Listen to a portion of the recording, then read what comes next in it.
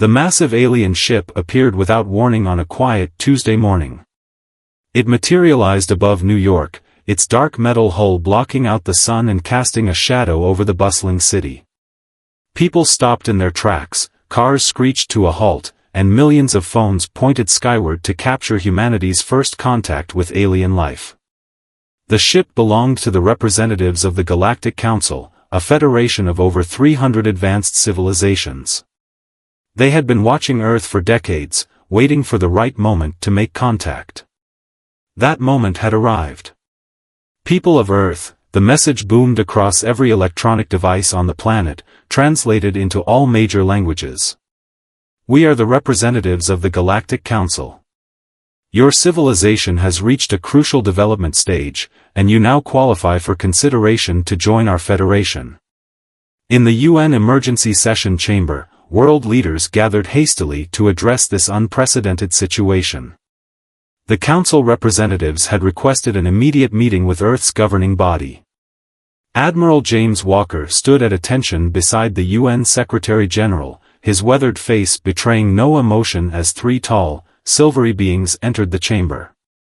Their movements were fluid, almost hypnotic, and their eyes glowed with an inner light that spoke of technology far beyond human understanding.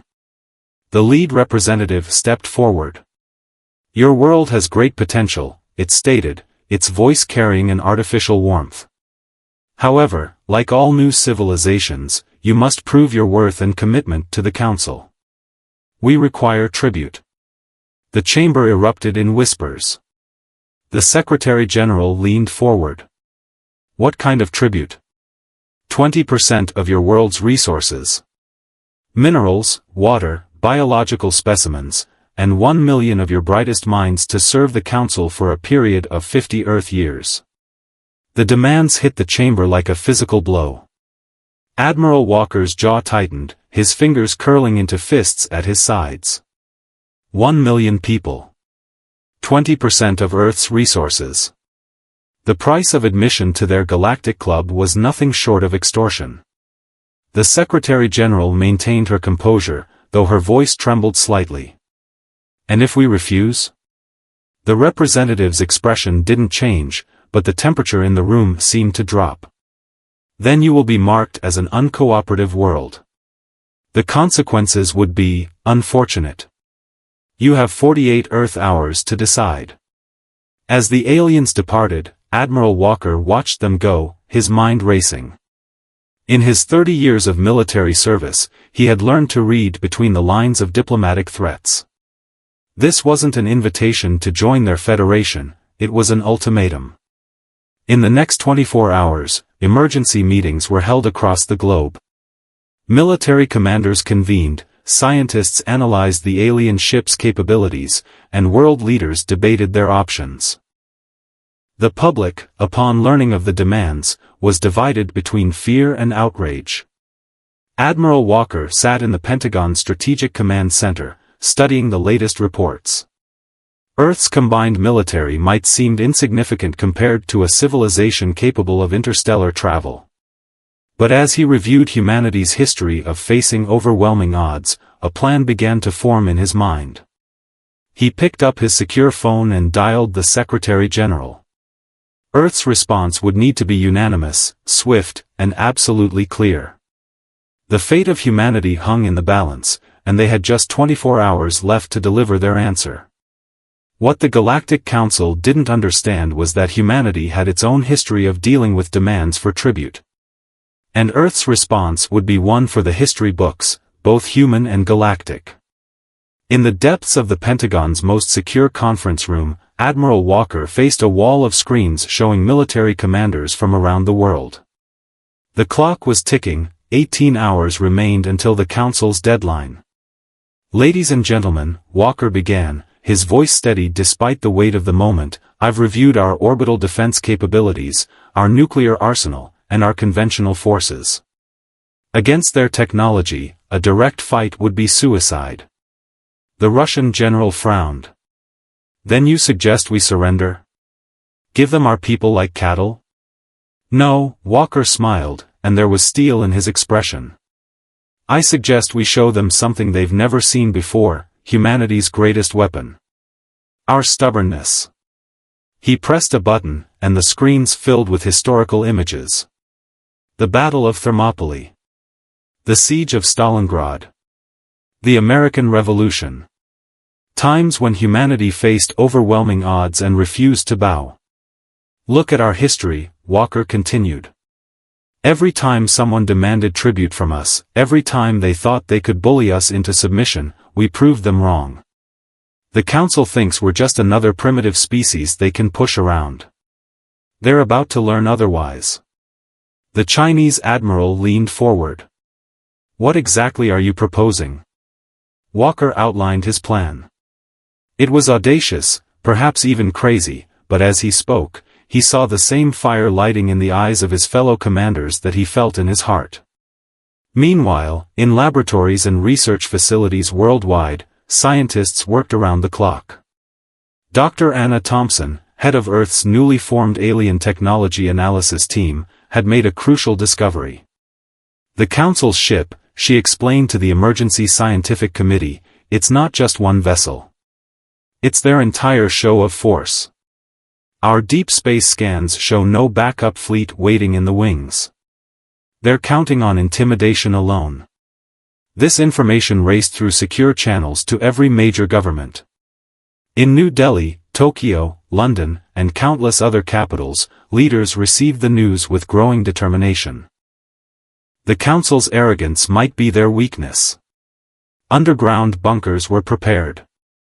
Military assets were quietly repositioned. But most importantly, the Internet hummed with carefully coordinated activity.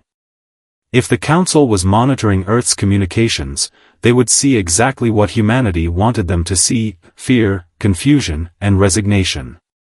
With 12 hours remaining, the UN Secretary-General called Admiral Walker. The Security Council has approved your plan, she said. God help us all. Walker hung up and looked out his office window at the alien ship still hovering over New York. Its massive shadow no longer seemed so threatening. Throughout human history, empires had fallen because they underestimated smaller opponents. The Galactic Council was about to make the same mistake. In the final hours, Earth's response was crafted. Not a long diplomatic message.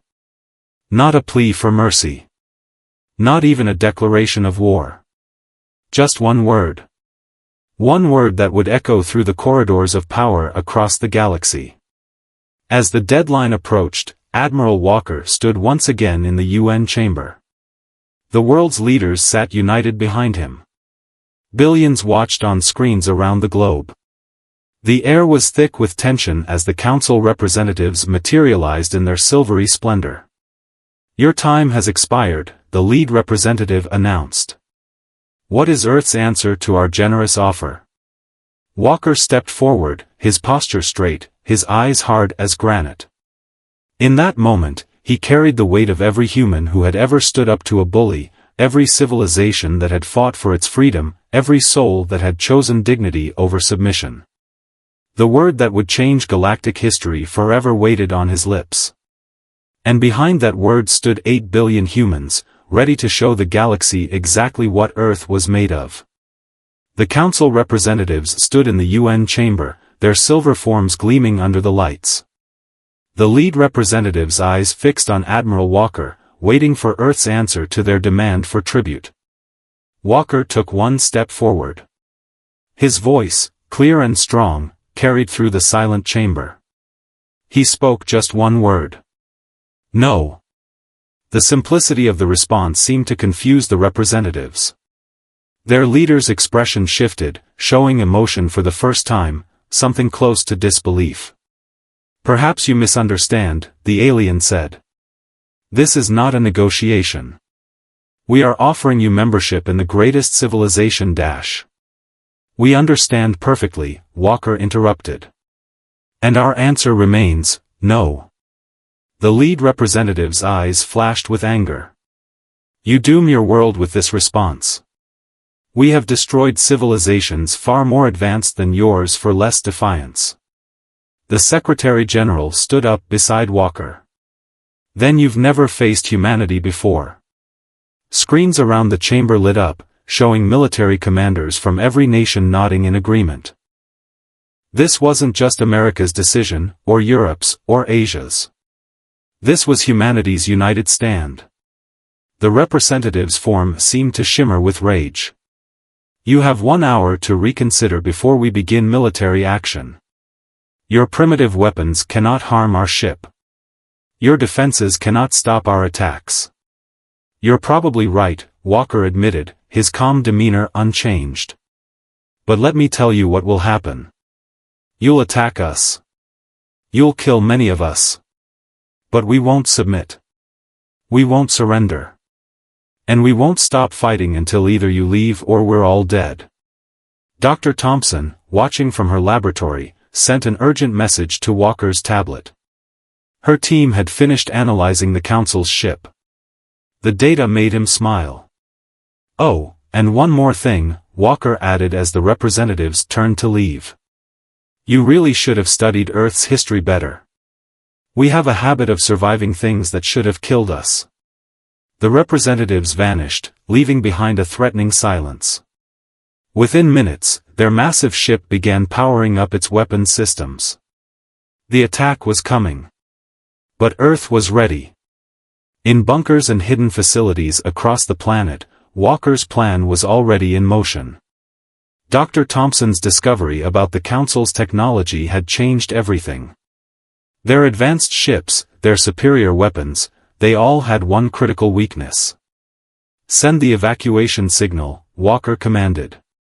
Around the world, citizens moved to predetermined shelter locations.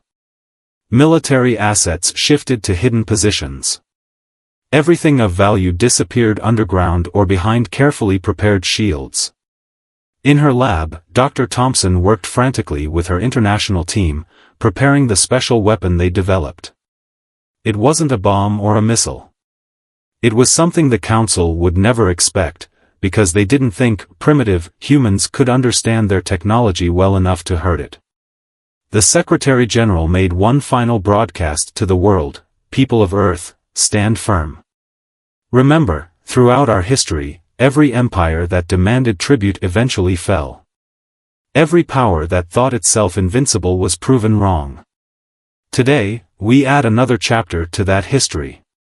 Exactly 1 hour after Earth's refusal, the Council ship launched its first attack. Energy beams sliced through the atmosphere, targeting military bases and government buildings. They expected panic. They expected chaos. They expected surrender. Instead, they found something that would become legendary across the galaxy: humanity's real response to threats and bullies. A response that would change not just Earth's future, but the entire Galactic Council's understanding of what it means to be advanced. As the first explosions lit up the sky, Admiral Walker sent a message to all Earth's defensive forces: remember the plan. Let them think they're winning. The real battle hasn't even started yet. The first wave of the Council's attack lasted 6 hours. Their energy weapons lit up the skies over every major city, but found only empty buildings and decoy targets.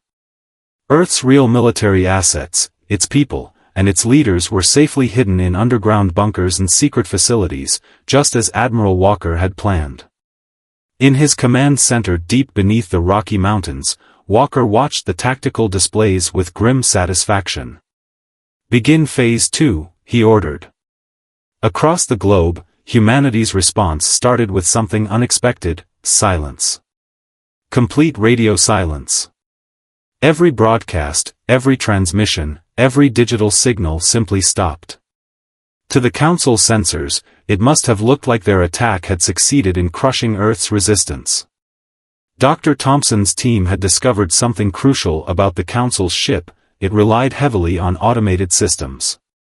They're not used to rivals who think differently, she explained during the pre-attack briefing. Their AI expects certain patterns of behavior. When those patterns change.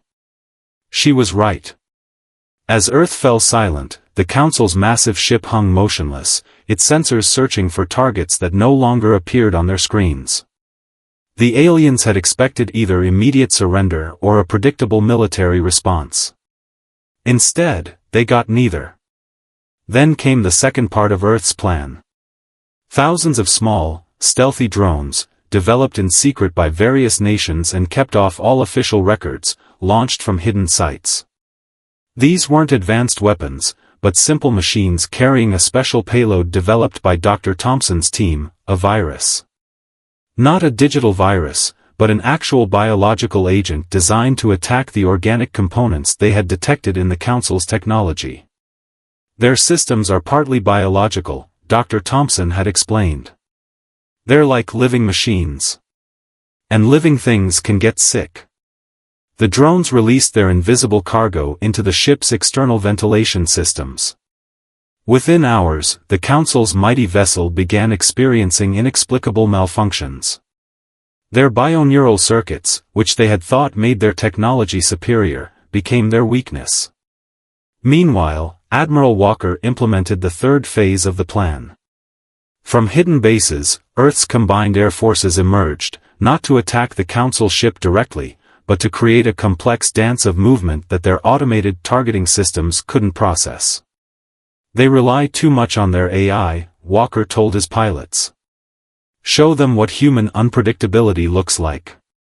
The pilots performed maneuvers that defied conventional military logic, flying patterns based on everything from bird migrations to classical ballet movements. The Council's weapons, programmed for standard combat algorithms, couldn't track them effectively. Inside the Council ship, confusion turned to concern. Their mighty vessel, which had conquered dozens of worlds, was being undermined not by superior technology, but by tactics their advanced AI systems had never encountered. The lead representative, no longer projecting calm superiority, demanded an emergency communication with Earth's leaders. On screen, its silvery face showed visible signs of distress. "This is unprecedented," it declared.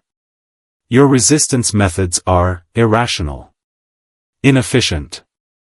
You cannot hope to dash." Admiral Walker cut off the transmission mid-sentence. Another lesson from Earth's history: psychological warfare worked on any species capable of feeling fear.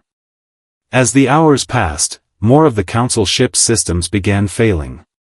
Their bioneural networks, infected by Dr. Thompson's virus, deteriorated rapidly. Their automated defenses, confused by Earth's unconventional tactics, started shutting down to prevent catastrophic errors.